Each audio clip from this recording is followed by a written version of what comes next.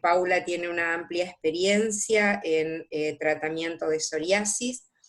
Paula es médica especialista en medicina interna y dermatología, experta en psoriasis y artritis psoriásica, es directora de la Clínica de la Piel en Neuquén y es presidente de la Asociación de Dermatólogos de la Patagonia y además coordina el grupo de fototerapia de la SAD. Paula, muchas gracias por estar con nosotros, así que bueno, te dejamos para que te podamos escuchar. Bueno, gracias. Bueno, la idea era seguir con los módulos de terapéutica. Empezó Paulita la semana pasada con todo lo que era tratamientos sistémicos, yo sigo con anti-TNF y la próxima sigue Darío con los anti-interleuquinas. Y la verdad es que cuando empezamos a armar la presentación de los anti-TNF, fue como un déjà vu, ¿no? Fue un poquito hasta historia de la medicina, porque si empezamos a sacar cuentas de cuántos años hace que llevamos usando estas moléculas, la verdad que ya llevamos mucho. Por suerte, ¿cómo se avanza esto? Ahí. Por suerte, hoy por hoy tenemos muchísimas opciones terapéuticas, y si bien los conceptos van cambiando, y los conceptos de treat to target son cada vez más ambiciosos, yo realmente creo que todas las opciones son válidas, todas las opciones son necesarias, y por suerte se nos amplía cada vez más el horizonte, porque todo paciente necesita que su tratamiento sea bien enfocado en sus necesidades reales, y ningún tratamiento va a ser de por vida. La psoriasis cambia, los tratamientos van cayendo en respuesta terapéutica, tienen una determinada duración, y si bien los anti-TNF pareciera que van entrando en desgracia como opción terapéutica para psoriasis cutánea, yo sigo usándolos, los uso mucho y los pienso seguir usando porque la experiencia que tenemos con estos fármacos es gigante y han sido muy nobles, más allá de que ahora tenemos nuevas ofertas. Bueno, los anti-TNF que tenemos en este momento son el infliximab, el etanercept y el adalimumab, con los cuales ya hay muchísima experiencia, y el certolizumab pegol, que lleva 2 o 3 años con su aprobación para psoriasis cutánea. Y vamos a hablar también un poquito de moléculas pequeñas. Yo, la verdad es que no tengo mucha experiencia, no tengo experiencia básicamente con moléculas pequeñas, con apremilast. Mi mayor experiencia es con los anti-TNF. Así que ahí es donde más útil puedo llegar a resultar. Acá tenemos una lista de los biológicos aprobados en Argentina. Cambiaron de lugar un par de la lista en los últimos meses. El Rizan hace muy poquitito, el Gusel hace también unos cortitos meses. No tenemos todavía ni Brodalumab ni Tildra. Y a estos se suman también en Argentina los biosimilares de Inflixi, de Enbrel, y en las últimas semanas el de ADA. Justamente hoy entraron en contacto. Le voy a ver a mi novio, a ver si en una de esas me propone matrimonio. Mañana me voy. ¿A qué hora? A la mañana, temprano. Bueno, con respecto al mecanismo de acción de los anti-TNF, básicamente los anti-TNF son citoquinas, perdón, el factor de necrosis tumoral son citoquinas proinflamatorias que se pueden expresar en membrana y de manera soluble, o sea, tenemos los dos tipos. Y según cuál sea el anti-TNF que usemos, va a tener más acción sobre membrana y soluble, o exclusivamente sobre membrana. Lo que hacen los anti-TNF es bloquear los mecanismos proinflamatorios del TNF, y algunos de ellos también provocan apoptosis de células T, como es el caso del infliximab y del adalimumab. Bueno, entrando ya en el etanercept es una proteína de fusión, la fusión de 2 receptores solubles y una fracción Fc de inmunoglobulina G humana, que es la porción que le da estabilidad a la molécula. Genera una unión reversible y competitiva con el TNF-alfa y beta circulante y de membrana. Esta es la particularidad del TNF. Disminuye la activación celular y la acción proinflamatoria del TNF, y como tiene 2 receptores solubles, tiene mayor afinidad por el TNF soluble que los receptores fisiológicos. Por otro lado, la porción FC prolonga la vida media, y es 5 veces más durable que los receptores fisiológicos. Todo esto hace que la inhibición competitiva del TNF-alfa sea muy potente. No genera alteración de la inmunidad celular, como decíamos recién, a diferencia del infliximab y del adalimumab, que sí provocan apoptosis de células T. Bueno, con respecto a la farmacocinética, la aplicación del fármaco es por vía subcutánea, tiene una absorción lenta, tiene su pico de concentración a las 48 horas y una biodisponibilidad entre un 60 y un 76%. Se comprobó la presencia de igual concentración de etanercept en el líquido sinovial que en suero, y esto es lo que justifica su alta potencia en artritis, su alta efectividad en artritis. Se metaboliza por proteólisis y después se elimina básicamente por orina, y la vida media es de 68 a 70 horas. No requiere ajuste de dosis en insuficiencia renal ni en insuficiencia hepática. Con respecto a las aprobaciones, las indicaciones de etanercept en Argentina, está aprobada para su uso en psoriasis moderada severa en pacientes adultos, tiene también una aprobación en pediatría a partir de los 4 años, tiene obviamente la primera indicación es AR, artritis psoriática también, artritis idiopática juvenil y espondilitis anquilosa.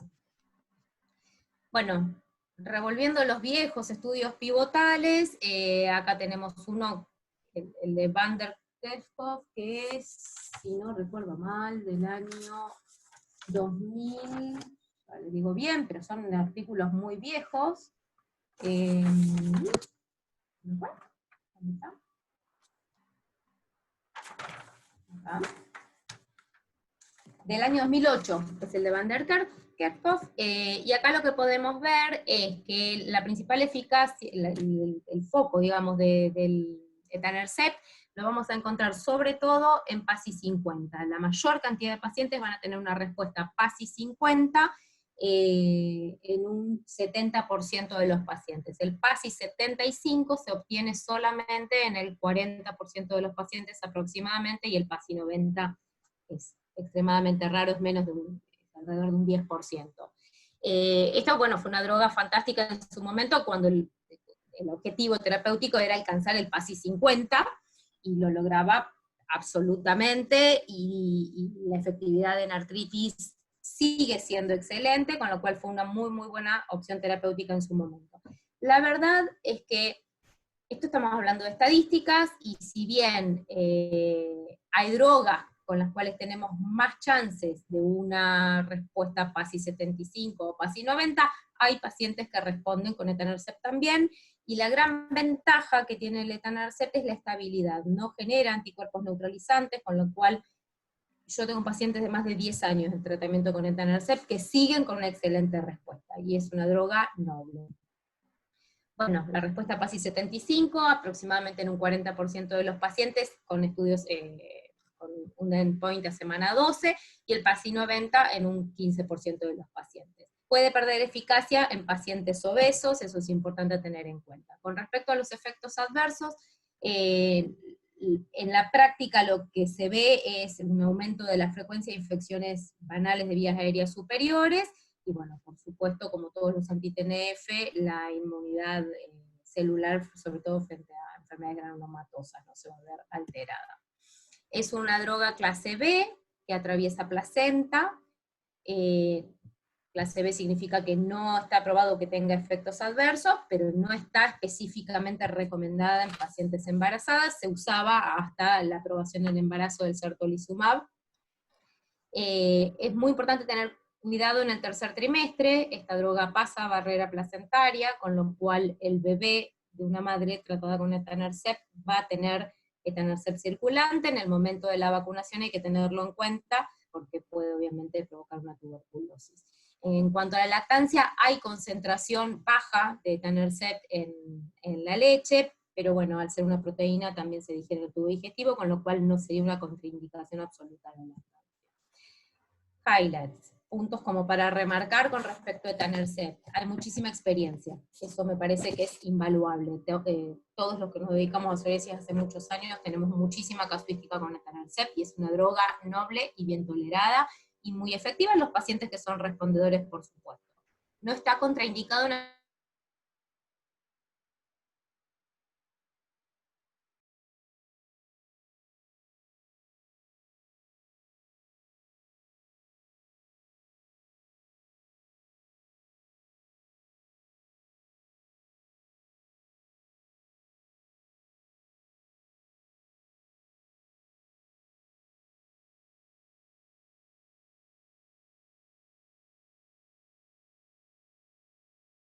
recombinante que está formado por 2 secuencias peptídicas humanas.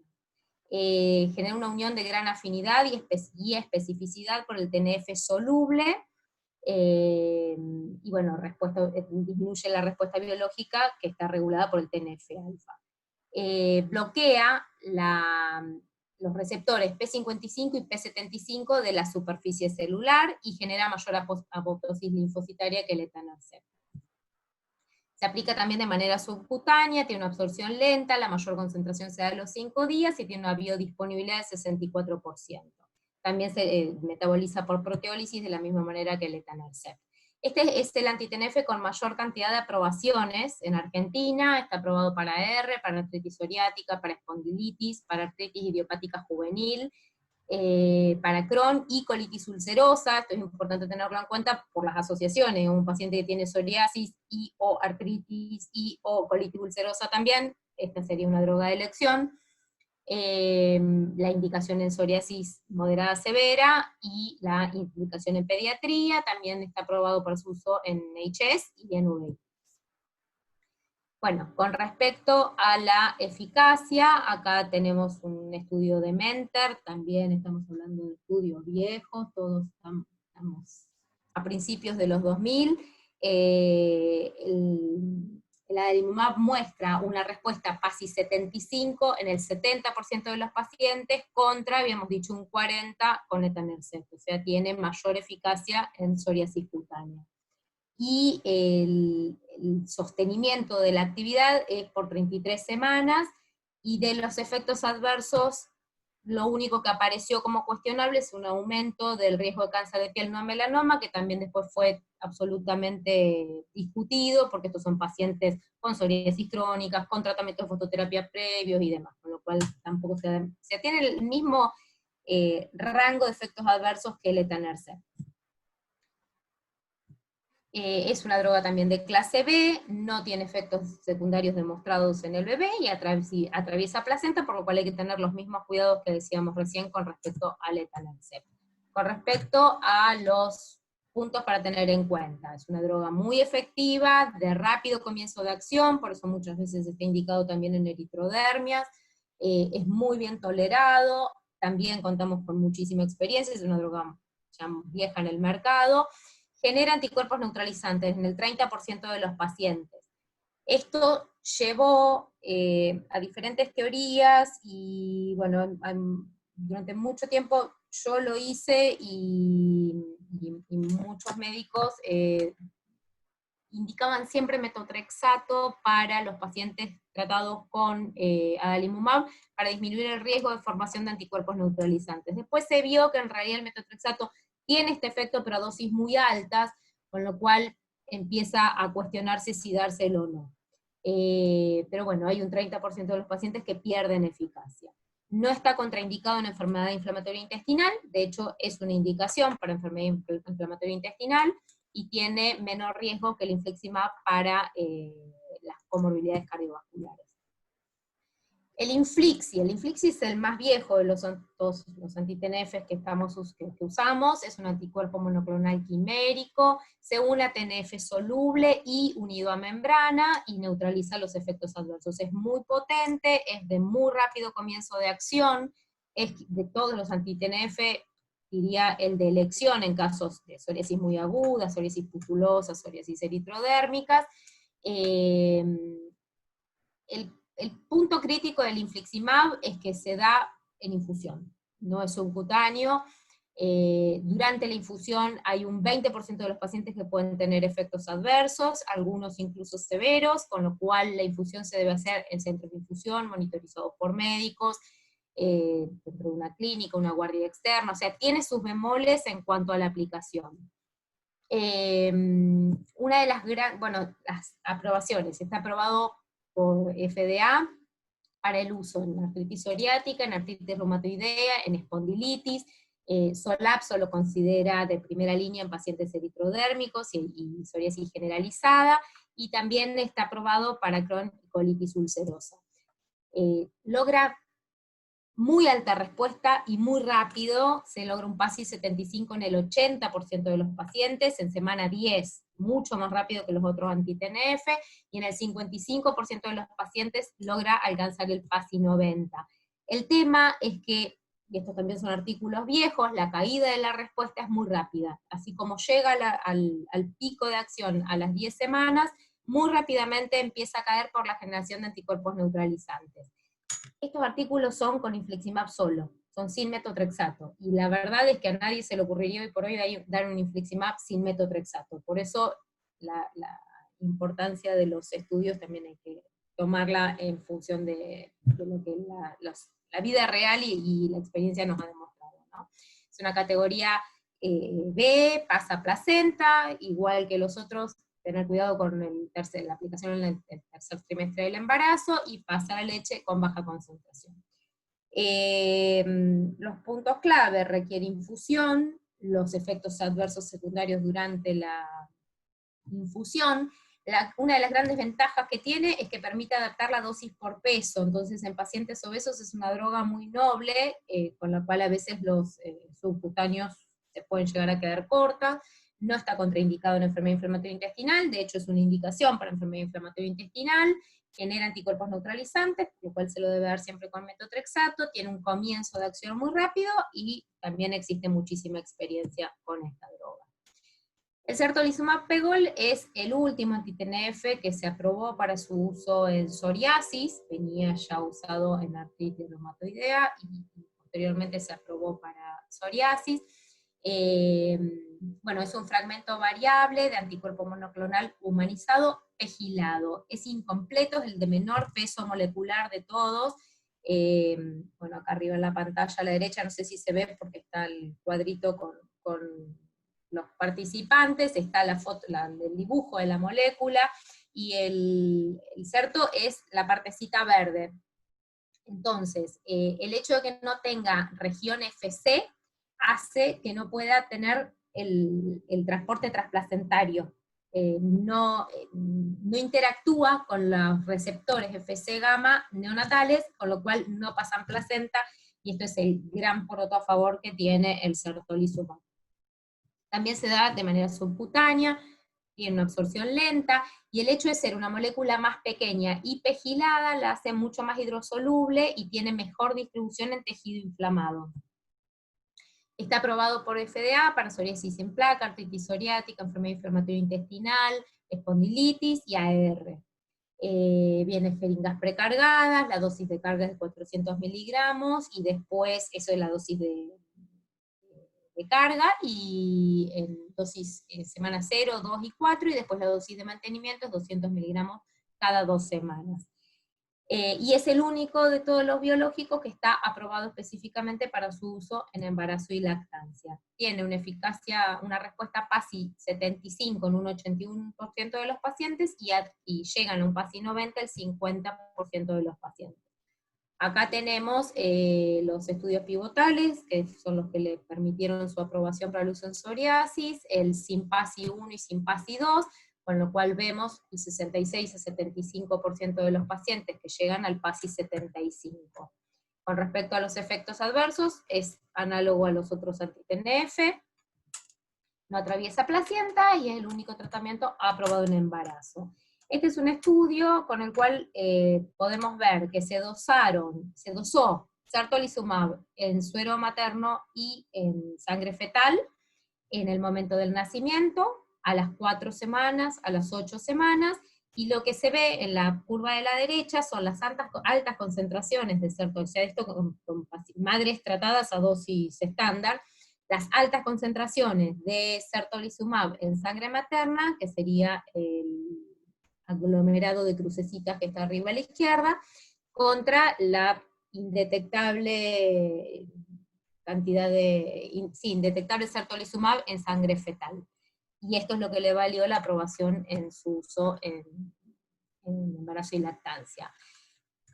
Talón de Aquiles del certolizumab. La etiqueta, esto es una cuestión de etiqueta, fue aprobado por ANMAT, pero con esta leyenda, y es que se recomienda esperar un mínimo de 5 meses tras la administración de Cimzia para poder dar la vacuna BCG, a pesar de que se sabe que no hay pasaje transplacentario de la droga.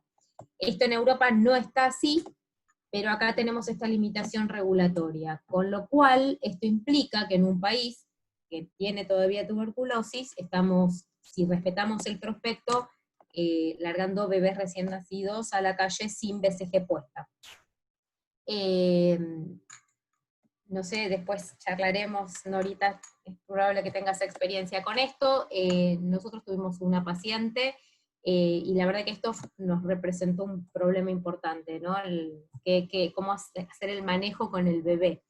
Y bueno, finalmente logramos hablar con el pediatra, y entendiendo y viendo los artículos que realmente no representaba un riesgo la vacunación, el bebé se vacunó igual y se fue a su casa vacunado. Paradójicamente después tuvimos el problema de la segunda dosis de la vacuna antipoliomielítica, que en la internación le dieron obviamente la Salk, y cuando le fueron a dar la segunda dosis, le pusieron sin que la mamá se dé cuenta, en 2 segundos una Sabin. Y ahí el problema obviamente era para la mamá, no para el bebé. El bebé estaba perfecto, pero la mamá, que está con un anti-TNF, estuvo expuesta a la eliminación de Sabin por parte del bebé. Bueno, esto es una tabla comparando la eficacia de los diferentes tratamientos biológicos en piel. ¿Cuál es la diferencia en porcentaje para alcanzar el PASI 90? Y obviamente no es un estudio head-to-head, es una extrapolación de distintos estudios clínicos, con el cual podemos ver que todos los anti-TNF en general tienen una respuesta PASI 90 menos esperable que la de los antiinterleuquinas, tanto de los antiinterleuquinas 17 o como obviamente de los anti-23 actuales. De todos, el que menor respuesta PASI puede ofrecer es el etanercept. El adalimumab, infliximab, andan aproximadamente en un 50, 40, 50, 60% de respuesta PASI 90, contra un 70, 70 y pico % para los antiinterleuquina 23 nuevos. Y bueno, para la respuesta PASI 100 obviamente se hace muchísimo más marcada. Bien, haciendo así como un repaso de los efectos adversos en general de todos los anti-TNF como grupo.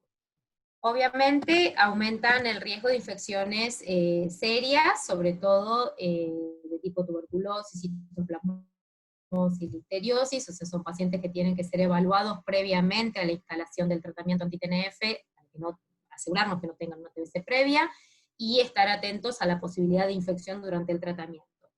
Está descrita la leucoencefalopatía multifocal progresiva, la esclerosis múltiple, o sea, las desmielinizantes en general.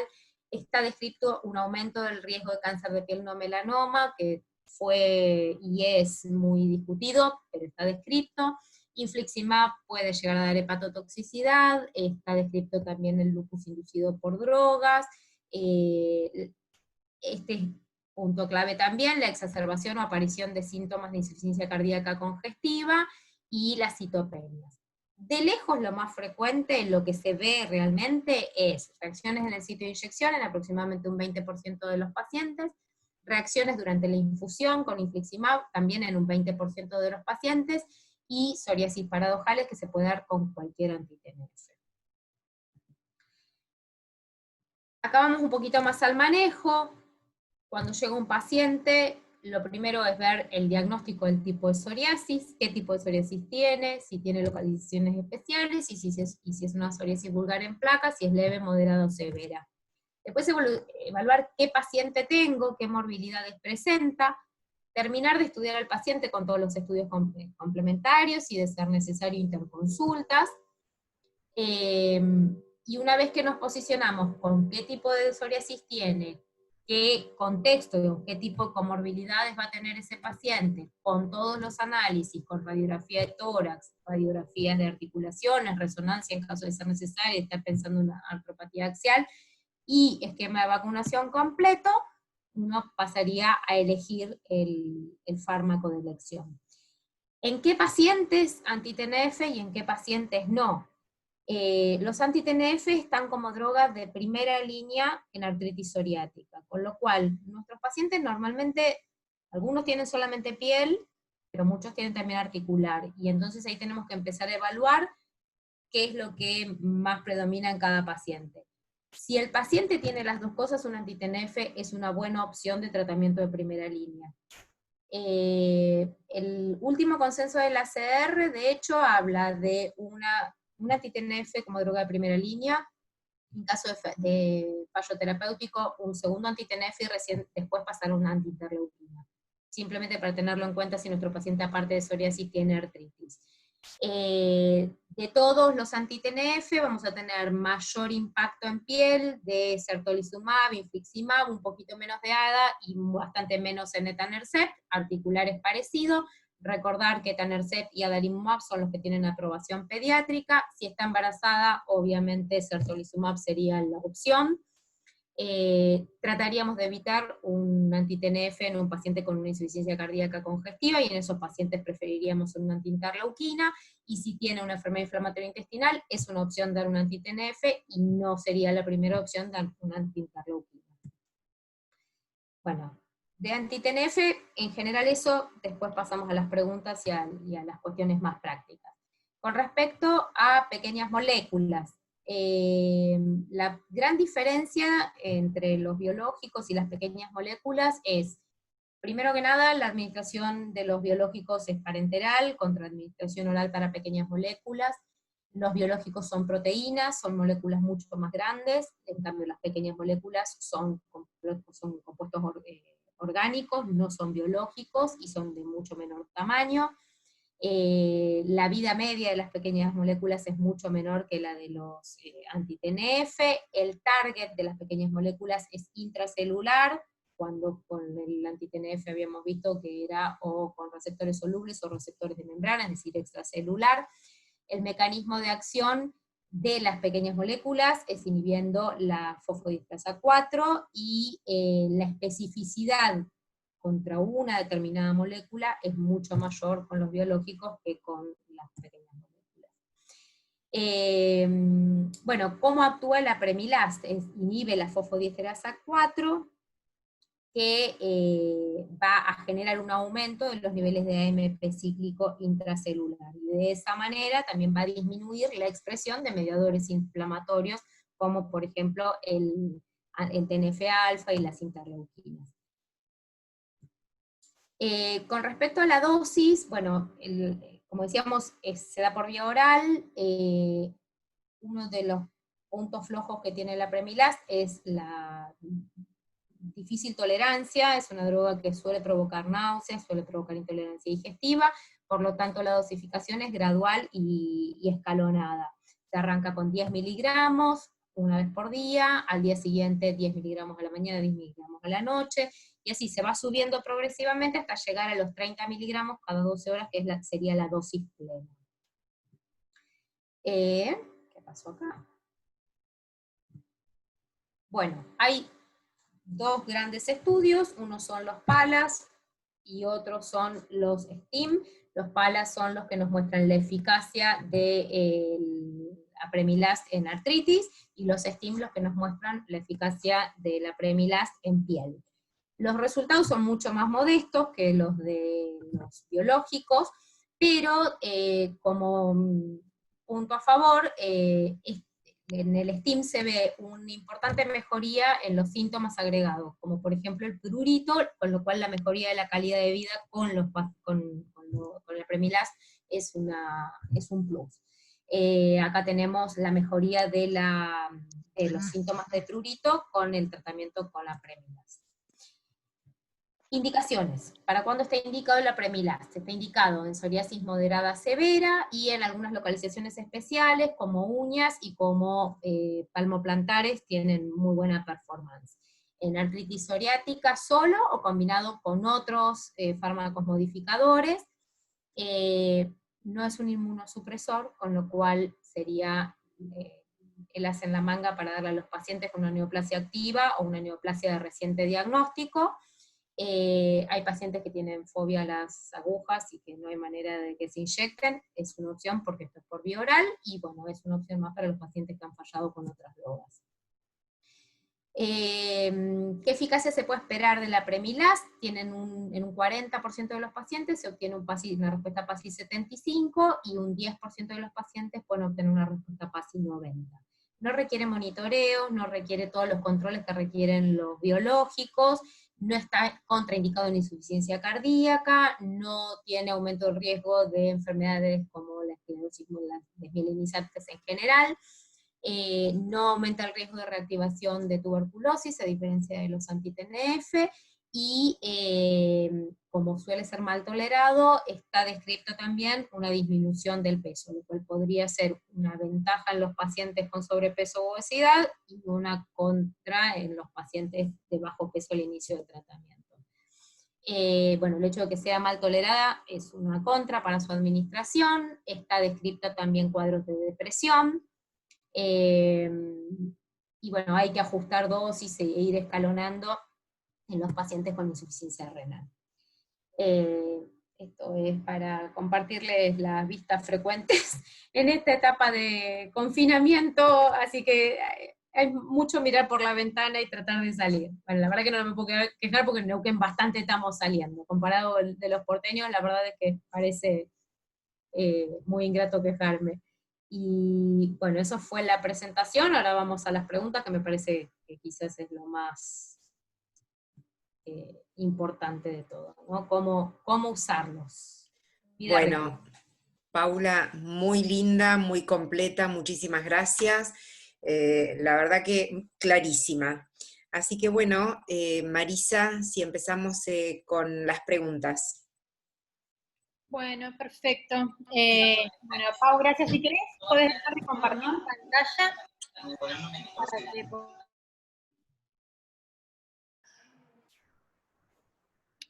¿Ahí me escuchan? Ahí va. A ver, ahí pongo. Bueno. ¿Ahí me escuchan todos? ¿Me escuchan? Sí. ¿Sí? Mari, se te escucha perfecto. Te escucha perfecto, Mari.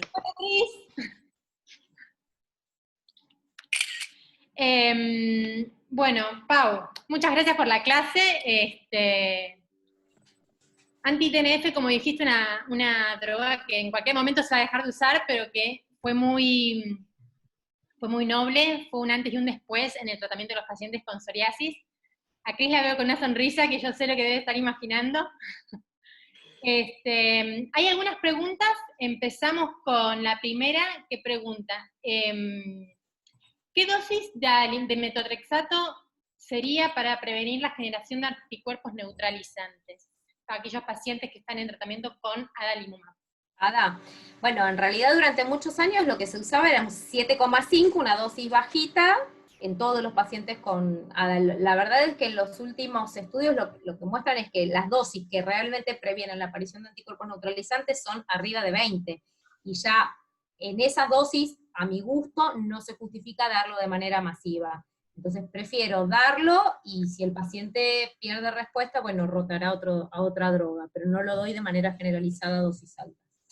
Y en pacientes en tratamiento con un anti-TNF, que tienen falla secundaria, ¿agregarías metotrexato antes de cambiar o cambiás directamente?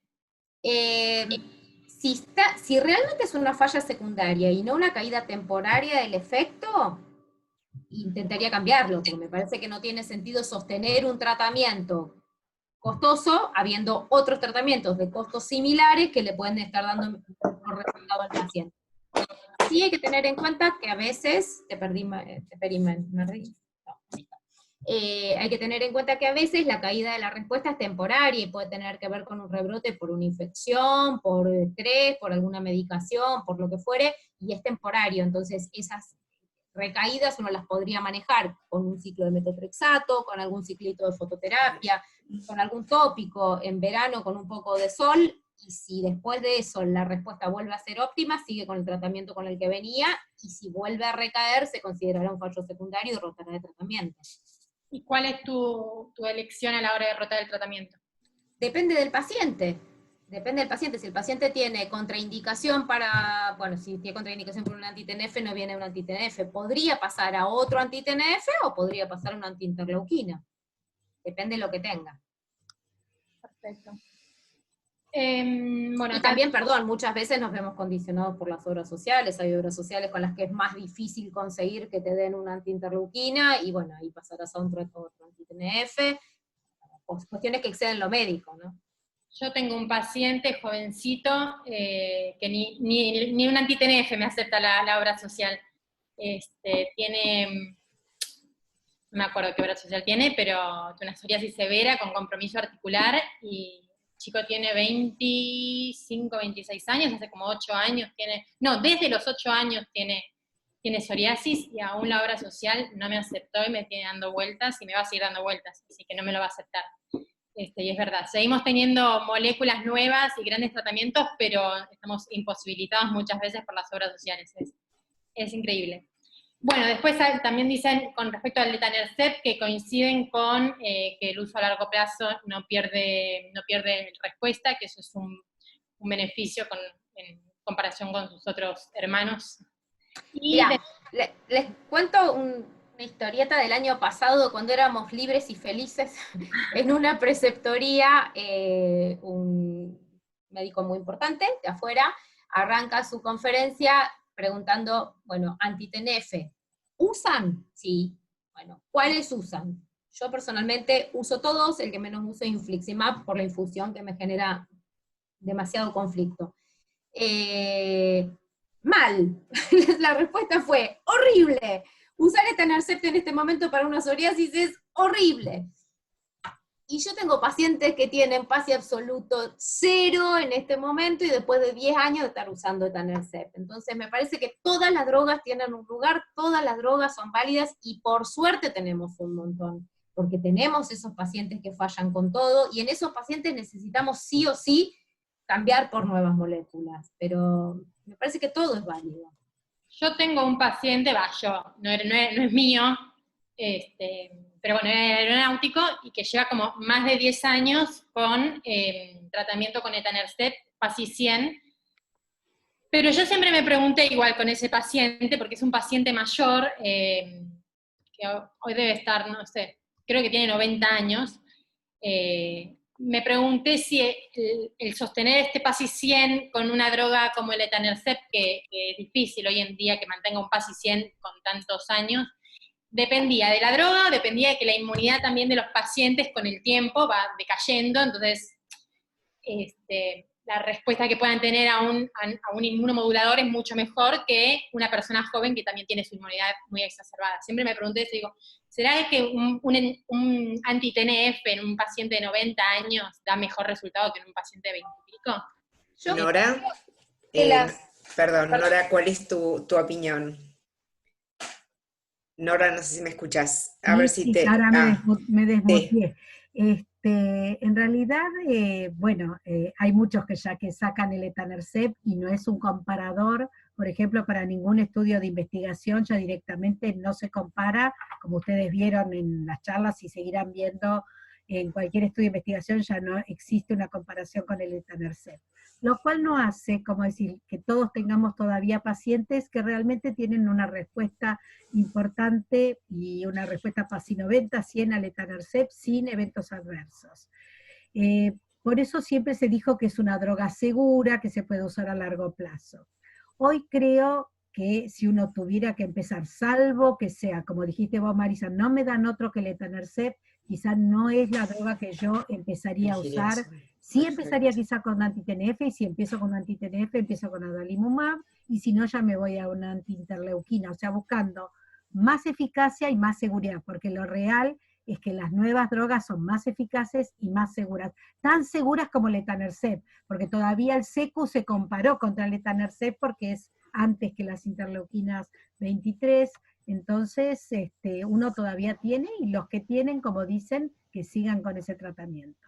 Perfecto, Salvo el gracias. paciente que quizás tiene un impacto articular mucho mayor y mucho menos compromiso en piel, que quizás sería un buen candidato para etanercept. Para articulaciones tienen un ACR20 excelente, como todos los anti-TNF. Perdón, en la experiencia de usar certolizumab y en puérperas a los bebés, en la experiencia, ¿le hacen la BCG? A Nora le estás preguntando, ¿no? Sí, o vos también. Viste, cuando hablamos en embarazo, yo Sí. no tuve toda, o sea, uso certolizumab y todavía no tuve la experiencia del bebé. Mujeres, los tengo justo en nombre, o mujeres ya no fértiles. Usé todavía en mis embarazadas ciclosporina, la verdad. Pero en embarazadas tengo una, que en realidad es una paciente que venía con una psoriasis severa, venía con adalimumab con una excelente respuesta, y cuando plantea que quiere empezar a buscar un embarazo, ella había dejado de inyectarse el adalimumab porque empezó a buscar el embarazo, vino al mes, de nuevo, con un PASI altísimo. Entonces, en el momento de reiniciar, arrancamos directamente con certolizumab y quedó embarazada enseguida. El embarazo estuvo todo perfecto, y como les contaba recién, la disquisición fue cuando estaba por nacer el bebé, cómo manejamos el tema de la vacunación. Entonces nos comunicamos directamente con el pediatra, le mostré los trials, le expliqué que había una discrepancia entre lo que dice la regulación de ANMAT y lo que realmente muestran los estudios clínicos, y el bebé se vacunó. Se vacunó igual, salió de la clínica vacunado, se le dio la SALC, y bueno, este fue el caso que después la Sabine y la mamá tuvo complicada con la cercanía con el bebé. Tal cual, gracias. Mari, ¿seguimos? Sí, Cris, ¿vos querías hacer alguna pregunta? Hola, ¿cómo están? No, en realidad cuando hablaban del etanercept, que bueno, igual después Nora ya contestó, ¿no? Esto de que uno en realidad no es una droga que por ahí la tiene hoy dentro del armamentario, digamos, desde la dermatología, ¿no? Pero por supuesto que si es lo que hay, uno lo va a usar. Coincido con pacientes de mucho tiempo y que sí, bueno, yo ahora no tengo, no fallando, pero he tenido pacientes con muchos años con etanercept y buena, pero la verdad que sí, yo estoy en el grupo de que no lo tengo hoy dentro de mi esquema terapéutico, dentro de mi portfolio, como se gusta decir ahora. Sí, en el caso de pacientes con artritis, o bueno, tenemos con más compromiso articular y demás, pero bueno, era eso simplemente, y la asociación con metotrexate, como decía también anteriormente Paula, que bueno, en algunos pacientes donde puede haber una pérdida de eficacia, pero no tan marcada, uno puede darle esa chance a la droga, aunque en realidad también es cierto que uno con la opción hoy de pasarla también está la opción de hacerlo, ¿no? Pero bueno, siempre tratamos de optimizar tratamientos, ¿no? Preguntan, primer trimestre de embarazo y certolizumab, si hay inconveniente o no.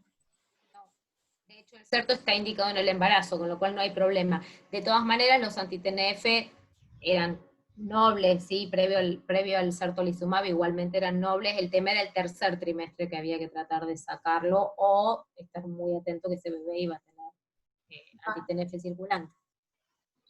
Experiencia de pacientes con HIV y biológicos. No tengo. ¿Vos no tenés? Ahí es etanercept. Todas las que vienen ahora, que yo ya estoy leyendo los chats, ahí la droga digamos, de más experiencia fue el etanercept, sin problema. La otra pregunta no sé lo mismo, entonces. Exacto. Bueno, sobre biológicos, no sé si alguno tiene alguna otra pregunta sobre anti-TNFs. Yo tengo una pregunta. A ver, Nora, o bueno, quien tenga experiencia. Con respecto a psoriasis paradojales, ¿ustedes ven diferencia con las gatilladas por uno u otro fármaco? ¿Entre los anti-TNF? Mira, en general yo lo tuve con los que más usé, bueno, los últimos años y que se descubrieron las psoriasis paradojales con etanercept y con adalimumab, más con adalimumab, te voy a decir, que con etanercept. Quizás porque lo uso más también, ¿no? Esa es la realidad. Pero sí, y los efectos de desmielinizantes netamente los vi con adalimumab. Sí, yo creo que también pensá, Paula, que el hecho de que en el grupo donde más aparece paradojales en los pacientes que están en tratamiento con enfermedad inflamatoria intestinal, y ahí se usa el adalimumab y no el etanercept. Entonces yo creo que también ahí es el grupo donde uno ve, en general, cuando leen los trabajos de reacciones paradojales y demás, más asociado con ADA, bueno, eventualmente con Inflixi, ¿no? Que también se usa mucho en Sí, en realidad yo le preguntaba porque mi mayor experiencia con paradojales es Concerto. Tuve una con ADA y muchas Concerto, y las paradojales que vi siempre fueron violentas, pustulosas, muy inflamatorias, eritrodérmicas, feas. Y lástima que no está Paula hoy porque tenía otro seminario, otro webinario, pero ellos que han revisado, y no sé si está Luciana Tirelli por ahí, que ellos tienen mucha experiencia en paradojales. Recuerdo cuando dio el webinario Paula hace muy poquito de paradojales, no hizo ninguna disquisición acerca de entre diferentes antitenentes. Ahí te pregunta algo, Geraldina, si cuando tuviste las paradojales Encerto suspendiste. Cuando son muy severas, sí, los suspendo y cambio de droga. Tuve algunas que son light y tuve una paradojal Concerto que fue simplemente una psoriasis gutata, que hicimos un ciclito de fototerapia y se dio y pudo seguir con el Certo sin problema. Pero en general, la mayoría de las que vi fueron pustulosas generalizadas, o sea, psoriasis feas, bien inflamatorias, y sí tuve que cambiar de droga. Muy bien. Bueno, con respecto a hasta ahí, y moléculas pequeñas tengo por ahora acá una sola pregunta, que es, la Premilast, ¿lo recomendás por ejemplo, en pacientes que estén con alguna hepatopatía? ¿Se puede utilizar o no? Usar, sí, cuando está contraindicado el metotrexato, la opción es el Apremilast. La verdad es que yo no he tenido experiencia con Apremilast por cuestiones de cobertura, porque tuve algunos pacientes que tenían indicación clara de Apremilast, con un paciente con mieloma múltiple activo, otro con insuficiencia renal, o sea, pacientes que realmente necesitaban la Apremilast y no se los cubrieron. Pero creo que es una droga muy interesante de nicho. Pacientes con una neoplasia es una muy buena opción, pacientes con hepatopatía es una muy buena opción. No puedo hablar de experiencia personal porque no tengo. Creo que vamos a vivir discutiendo el tema del uso de biológicos o moléculas pequeñas y neoplasias, ¿no? Porque tenemos la cantidad y seguimos diciendo no, seguimos con Apremilast. Es algo que nos va a costar mucho, como creo que sacarnos el miedo o el chip a los dermatólogos, por lo menos. Hoy el caso que presentaron, de hecho, durante la sesión de ECO, a todos nos dio miedo, más allá que tuvimos la charla de la oncóloga, que nos dijo, pueden usar biológicos, del paciente, ¿qué hospital era, Cris, el que lo presentó, el italiano? Sí. Y todos nos quedamos igual con miedo, como diciendo, no, yo un biológico no le pongo. Y de hecho los oncólogos muchas veces recomiendan arrancar con una antiinterleuquina como droga noble y confiable en los pacientes con psoriasis. Bueno, no sé si más preguntas. Nora, ¿querías hablar? No, sí, que yo tengo, digamos, varios pacientes en tratamiento con el Apremilast, varios que son posoncológicos, o sea, dados, ponele, cuando llegó acá a la Argentina, y siguen con Apremilast con bastante buena respuesta, si bien la verdad que la respuesta PASI es baja, pero después también en palmoplantares, que tiene una muy buena respuesta, artritis y palmoplantares, que tiene una buena respuesta también a nivel articular.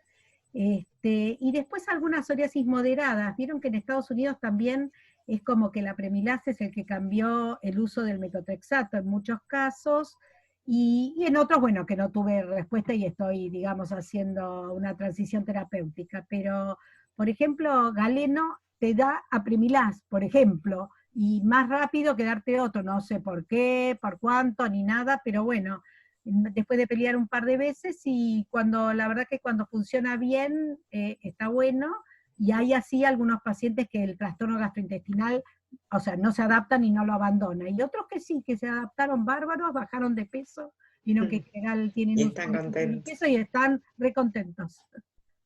Y yo la experiencia que tengo con apremilast tampoco en muchos pacientes, pero coincido con Nora, en psoriasis palmoplantar, muy bien. Tengo una paciente ahora justamente que había pasado por acitretin, que se quedó casi pelada, con lo cual me vine y me trajo toda la caja, dijo que esto no lo tomo nunca más.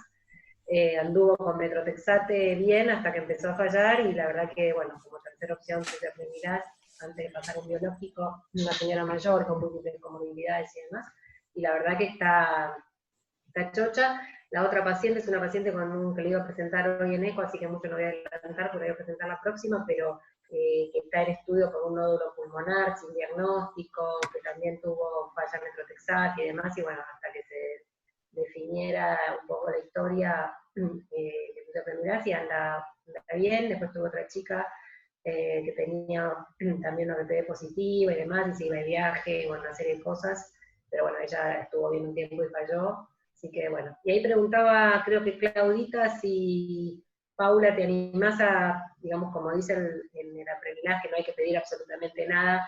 Igual es una paradoja, ¿no? Porque el laboratorio te dice no hay que pedir nada, pero se ajusta por función renal, con lo cual no sé cómo, salvo que tenga la lámpara de Aladino, podés saber si el paciente tiene insuficiencia renal si no pedís nada, pero vos qué decís, ¿pedís laboratorios? Son No, pacientes con psoriasis. Yo a los pacientes con psoriasis les pido laboratorio a todos, más allá del tratamiento que le vaya a dar, porque hay que estudiarlos. Con lo cual ahí vas a tener un pantallazo de lo que tiene. pero nada en específico Perfecto. como hicimos con lo biológico. No, no. ¿Y cuánto tiempo más o menos esperamos, lo aguantamos a la apremilast hasta que nos dé resultados? Porque sabemos que no funciona rápido. ¿Cuánto tiempo más o menos lo tenemos hasta que decimos, bueno, lo cambiamos? 4 meses. 4 meses. De 4 a 5 meses. De 4 a 5 Estudios hablan de 16 semanas. Sí. 4 meses, 16 semanas es para evaluación, y si no van... Sí, Ojo, hasta hay 6 gente que meses. no lo tolera y no lo tolera, hay algunos que no, lo toleran y bárbaro. Sí. El tema también que dijo de depresión también es importante en todas estas nuevas moléculas. Un poco más a veces investigar, o hacerle una columbia, si ya tuvo intento de suicidio, no es la droga del La ideal. Todos los nuevos van, la interleuquina 17, la 23, la Apremilast, todos hablan de la depresión, cosa que no tienen a valorar nuevamente los anti-TNF, al contrario, son up para arriba. Tal cual. Ahí tenemos una nueva pregunta, Mari. Preguntan experiencia con apremilast asociando metotrexato. No experiencia personal, pero sí está descrito el uso asociado con cualquier otra droga modificadora, o sea que se podría. Yo no tengo experiencia. No, yo tampoco. Bueno, si no hay, no sé si hay alguna otra pregunta. Cristina, si querés cerrar. Estamos en hora, ¿no? 8:30. Sí, Bueno, sí. gracias. Pude escuchar no todo, Paula, pero bueno, lo que escuché muy, muy bueno. Verán que estoy acá de guardapolvo. Trabajar es todo un logro. Tomar esto es todo un logro. Así que bueno, pero bueno, gracias Paula por participar, por armar la charla, por actualizarnos. Gracias a todos, gracias a las coordinadoras de lujo que me permiten ya no estar. Gracias Nori, y bueno, la semana que viene seguiremos aprendiendo. Vale. Buen fin de. Besitos para todos. Gracias.